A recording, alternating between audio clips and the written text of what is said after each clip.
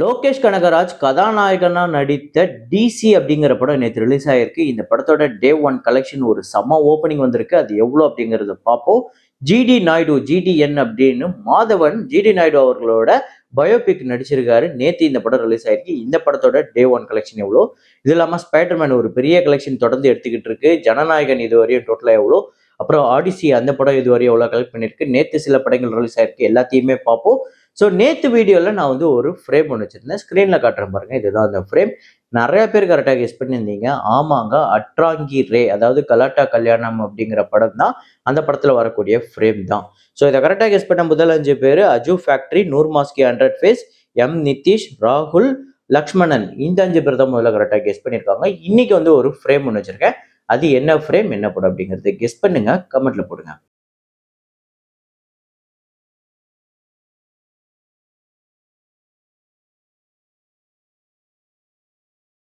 Odyssey நேற்று 22வது நாள் எவ்வளோ வசூல் அப்படின்னு பார்த்தீங்கன்னா, இந்தியாவில் 3,04,00,000, டோட்டலாக இந்தியாவில் இந்த படம் 211 கோடிக்கு மேலே வசூல் பண்ணியிருக்கு. உலகம் முழுக்க 1 பில்லியனை கடந்திருக்குங்க. 1.009 பில்லியன் US டாலர்ஸ், 9,600 கோடிக்கு மேலே கலெக்ட் பண்ணியிருக்கு ஆடிசி. இந்த படத்தோட budget 250 million US dollars. Dhamaal 4 நேற்று 29வது நாள் இந்தியாவில் 50 லட்சம், உலகம் முழுக்க 53 லட்சம், 223 கோடியே 33 லட்சம் உலகம் முழுக்க இந்த படம் வந்து வசூல் பண்ணியிருக்கு. 150 கோடி பட்ஜெட். ஓ மை டாக் அப்படின்னு ஹிந்தியில் நேற்று ரிலீஸ் ஆயிருக்க ஒரு படம், 20 கோடி பட்ஜெட், இந்தியாவில் 1 கோடி, உலகம் முழுக்க 1 கோடியே 5 லட்சம் கலெக்ட் பண்ணியிருக்கு. டே ஒன் ரொம்ப ரொம்ப சுமாரான கலெக்ஷன். சென்னை லவ் ஸ்டோரி அப்படிங்கிற படம் நேற்று 15வது நாள் ஆந்திரா தெலுங்கானால 28 லட்சம், உலகம் முழுக்க 34 லட்சம், டோட்டலாக 35 கோடியே 8 லட்சம், ஆந்திரா தெலுங்கானாலையும் 49 கோடியே 16 லட்சம் உலகம் முழுக்க வசூல் பண்ணியிருக்கு. 30 கோடி பட்ஜெட். கொரியன் கனகராஜு அப்படிங்கிற ஒரு தெலுங்கு படம் நேற்று ரிலீஸ் ஆயிருக்கு. இந்த படத்தோட டே ஒன் கலெக்ஷன் ஆந்திரா தெலுங்கானால 4 கோடியே 15 லட்சம், ரெஸ்ட் ஆஃப் இந்தியாவில் 55 லட்சம், ஓவர்சீஸ்ல 2 கோடியே 15 லட்சம், உலகம் முழுக்க 6 கோடியே 85 லட்சம் இந்த படம் வந்து கலெக்ட் பண்ணிருக்கு. இந்த படத்தோட பட்ஜெட் அப்ராக்சிமேட்டா 25 கோடி. ஒரு நல்ல ஓப்பனிங்கே வந்திருக்கு. இதை தொடர்ந்து டே 2 டே 3 எப்படி பர்ஃபார்ம் பண்ணுதுன்னு பார்ப்போம். தொடக்கம் அப்படிங்கிற மலையாள படம் நேற்று டே ஒன் கேரளால 2 கோடியே 64 லட்சம், ரெஸ்ட் ஆஃப் இந்தியாவில் 20 லட்சம், ஓவர்சீஸ்ல 95 லட்சம், உலகம் முழுக்க 3 கோடியே 79 லட்சம் இந்த படம் வந்து கலெக்ட் பண்ணிருக்கு. அப்ராக்சிமேட்டா இந்த படத்தோட பட்ஜெட் 18ல இருந்து 20 கோடி கிட்ட. ஜனநாயகன் நேற்று 16வது நாள் எவ்வளவு வசூல் அப்படின்னு பாத்தீங்கன்னா, தமிழ்நாட்டில் 88 லட்சம், உலகம் முழுக்க 1 கோடியே 15 லட்சம், 142 கோடியே 51 லட்சம் இந்த படம் வந்து தமிழ்நாட்டில் இதுவரை 16 நாள்ல கலெக்ட் பண்ணிருக்கு. உலகம் முழுக்க 322 கோடியே 70 லட்சம். இந்த படத்தோட பட்ஜெட் 400 கோடி. மீதி படங்களோட வசூலை பார்க்கறதுக்கு நம்மளோட சேனலை நிறைய பேர் சப்ஸ்கிரைப் பண்ணாம பார்த்துட்டு இருக்கீங்க. லைக் அப்படிங்கிறத ப்ரெஸ் பண்ண மறந்துடுறீங்க. அதே நேரத்தில் நம்ம தொடர்ந்து வேற வேற வீடியோஸ் போட்டுட்டு இருக்கோம். அதோட வீடியோவோட லிங்க் கீழே டிஸ்கிரிப்ஷன்லயோ இல்லை நம்ம சேனல்ல பார்த்தாலோ தெரியும். இல்லைன்னா என் ஸ்கிரீன்ல லாஸ்ட்ல 2 வீடியோ உங்களுக்கு வந்து நான் வந்து சஜஸ்ட் பண்ணியிருப்பேன். அதுல நீங்க ஏதாவது கிளிக் பண்ணி அதுக்குமே இதே மாதிரியே சப்போர்ட் பண்ணுங்க. ஸோ இப்போ மீதி படத்தோட வசூலை பார்த்துருவோம்.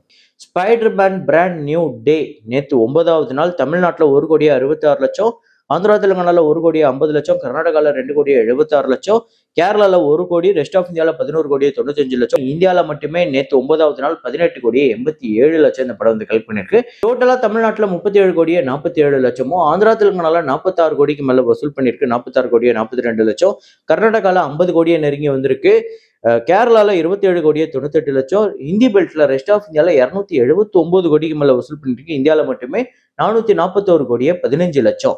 ஸோ உலகம் முழுக்க இந்த படம் 1.216 பில்லியனை வந்து கலெக்ட் பண்ணியிருக்குங்க US டாலர்ஸ்ல. 11,570 கோடி இந்த படம் வந்து இந்தியன் கரன்சி கலெக்ட் பண்ணியிருக்கு. வெறும் 9 நாள்ல அடிச்சு துவம்சம் பண்ணிடுச்சு. எனக்கு தெரிஞ்சு இந்தியாவில் இன்னைக்கு நாளைக்குள்ள அது அவதாரோட கலெக்ஷனை பிரேக் பண்ணிடும். அதுல எந்த மாற்று கருத்துமே இல்லை. Budget 225 million US dollars. So வரப்போற நாட்கள்ல இந்த படம் பெரிய கலெக்ஷன் எடுக்க போகுது. ஏன்னா இந்த வருஷமே 1 பில்லியனை கடந்த படங்கள்ல ஆடிசியும் ஸ்பைடர்மேன் பிராண்ட் நியூ டே இது ரெண்டுமே ரீசெண்டா வந்த படங்கள்ல இடம்பெற்றிருக்கு. ஸோ 1 பில்லியனோட ஸ்பைடர்மேன் நிற்க போதா, அதை தாண்டி 2 பில்லியனை தாண்டி போதாங்கிறதெல்லாம் வரப்போற நாட்கள் பார்ப்போம். ஸ்பைடர்மேன் ஹிஸ்டரியிலேயே 2 பில்லியன் வசூல் பண்ற படமா இதுவா இருக்கும்னு நான் நினைக்கிறேன். இருந்தாலும் உங்களோட ப்ரெடிக்ஷனை கமெண்ட்ல போடுங்க. இந்தியாவோட ஃபைனல் கலெக்ஷன் இது எவ்வளவா இருக்கும் அப்படிங்கிறதையும் கமெண்ட்ல போடுங்க. அப்புறம் மாதவன் அவர்கள் ஜிடி நாயுடு, அதாவது இந்தியாவோட எடிசன் சொல்லக்கூடிய ஜிடி நாயுடு அவர்களோட பயோபிக்ல நடிச்சிருக்காரு. ஜிடிஎன் அப்படிங்கிற இந்த படம் நேற்று முதல் நாள் ரொம்ப சுமாரான கலெக்ஷன் தான் எடுத்திருக்கு. தமிழ்நாட்டில் 46 லட்சம், ரெஸ்ட் ஆஃப் இந்தியாவில் 24 லட்சம், ஓவர்சீஸ்ல 18 லட்சம், உலகம் முழுக்க 88 லட்சம் தான் இந்த படம் வந்து வசூல் பண்ணியிருக்கு. இந்த படத்தோட பட்ஜெட் அப்ராக்சிமேட்டா ஒரு 15 கோடி. டே 1 சுமாரான கலெக்ஷன் வந்திருக்கு. அதை தொடர்ந்து டே 2, டே 3 ஒரு பெரிய நம்பர் வருதான்னு பார்ப்போம். ஸோ இருந்தாலும் நீங்க எத்தனை பேர் இந்த படம் பார்த்துட்டீங்க, எப்படி இருக்கு அப்படிங்கிறத கமெண்ட்ல போடுங்க.